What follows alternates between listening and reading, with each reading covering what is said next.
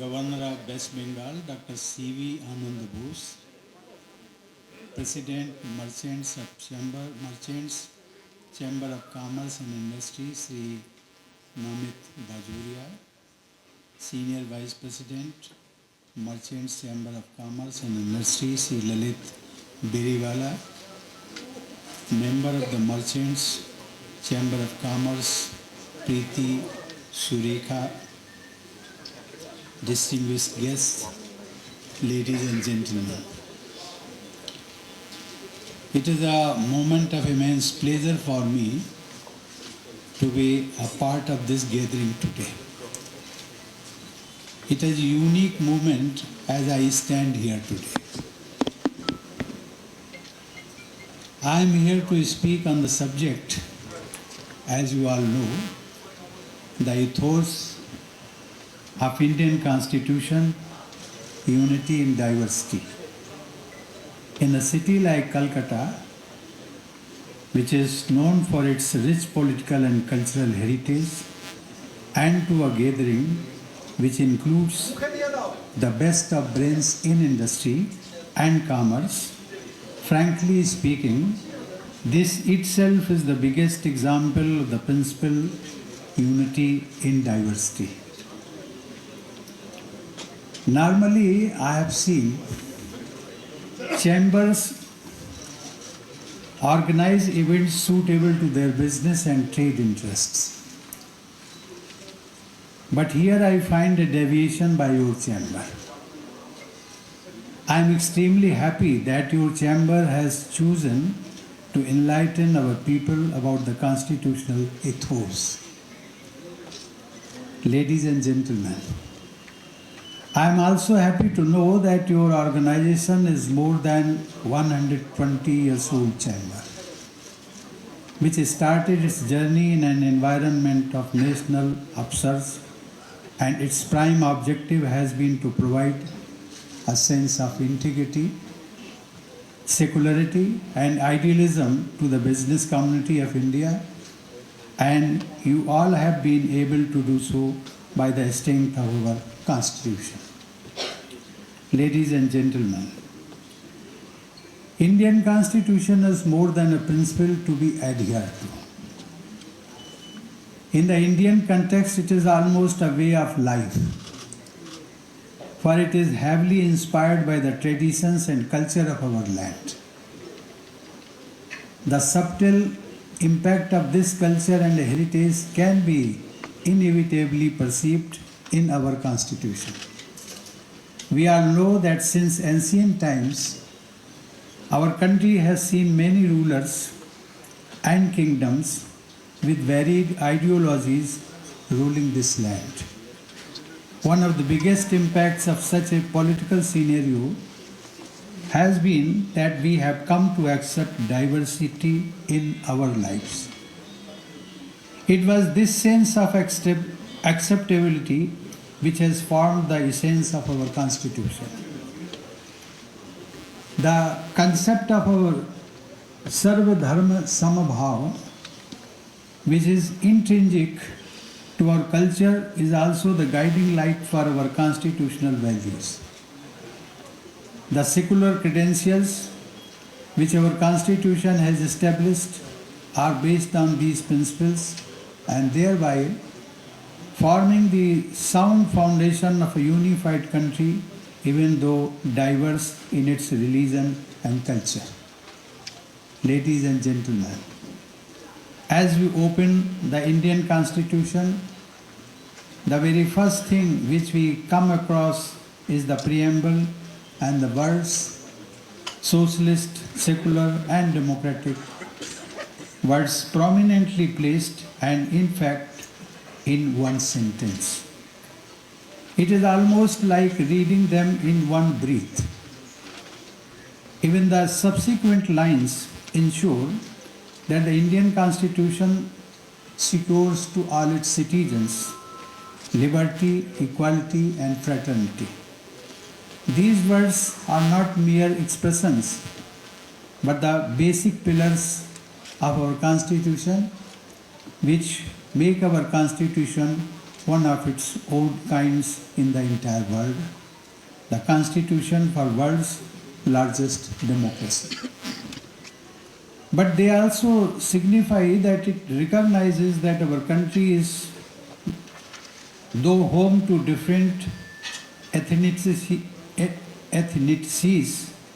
but our Constitution provides the freedom to practice their own belief systems. It is the firm belief of our political and constitutional system that in spite of these differences, we are one country, unified and together.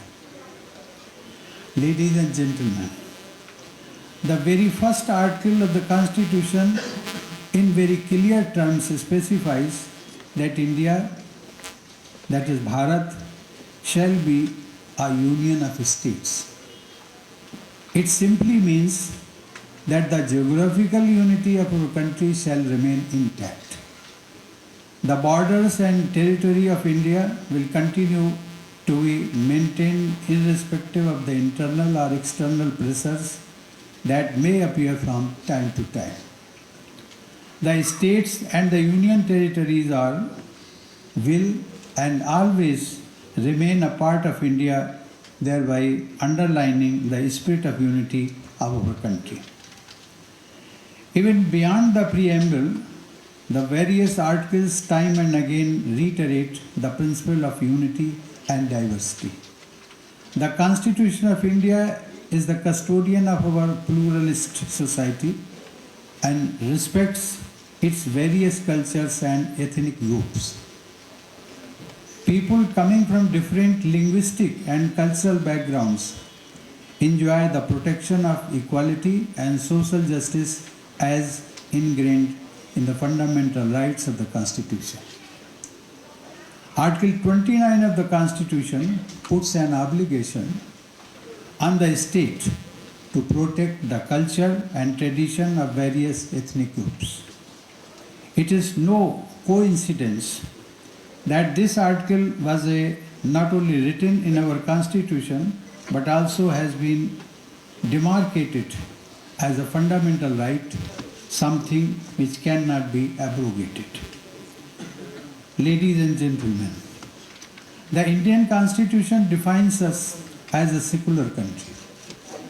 This means that the state will not profess, practice, or align with any religion, but it will protect and respect all the religions in the society. As per Article 25 of the Constitution, the people are allowed to preach and propagate any religion. The state is not empowered to interfere in the religious matter of the public. Further, the state is directed to ensure that there shall be no discrimination on the ground of religion against any person. All these can be easily cited to support the view that the founding members of the Constitution were very well aware of the diversity and multiplicity in our society and took all measures to maintain and protect this uniqueness through the tenets of our Constitution. Ladies and gentlemen, our diversity can further be comprehended by the fact that we are a land of innumerable languages and dialects. It is a common saying in Hindi that कोस कोस पर बदले पानी और चार कोस पर बानी. It means that just as taste of water changes every few miles, the dialect also changes every 8 miles. This proverb shows the diversity which is intrinsic since many ages and that these differences have been part and parcel of our lives. Living up to this tradition, our Constitution has an entire schedule talking about the various languages that would be recognized in our country. India must probably be the only country in the world to have recognized as many as 22 languages. It shows that we, as a country, are not prescriptive by nature. In fact, some of these languages have been added as amendments to the Constitution. It is this tendency of recognizing the aspirations of all people that makes our country a true democracy. The will of the people is considered most significant in a true democracy, and we strongly abide by this principle. Ladies and gentlemen, even the economic system of our country is a healthy combination of free principles and welfare state. While Article 19 gives the freedom to pursue any profession, it does not stop the state to follow the principle of welfare society for the underprivileged sections of the society. Undoubtedly, Indian Constitution conforms to accommodating diverse aspirations and yet tying them together in a single thread. It fills me with great pride that I belong to a country which is standing strong on the principle of unity in diversity. My legal profession gave me deep insights into our Constitution, which helped me while pursuing my duties first as Governor of a state and subsequently as the President of the country. During my stints, I always tried to adhere to the principle of unity, no matter how diverse the canvas may be. At Rashtrapati Bhavan, I ensured that all cultures and festivals of different beliefs and religions were observed. Be it Deepavali or Christmas, my wishes were always extended to all Indians alike. In fact, such movements make us realize the rich legacy which we as Indians are carrying on and which we are immensely proud of. It is not without any reason that the age-old adage of Vasudhaiva Kutumbakam, or the world is one family, has been identified as the principle for India's G20 presidency. I am sure that our tenets of unity will provide an inspiration to people of multiple nationalities. India has been an example since ages, and now it is time to take on the world stage and led by example. Thank you. Jai Hind.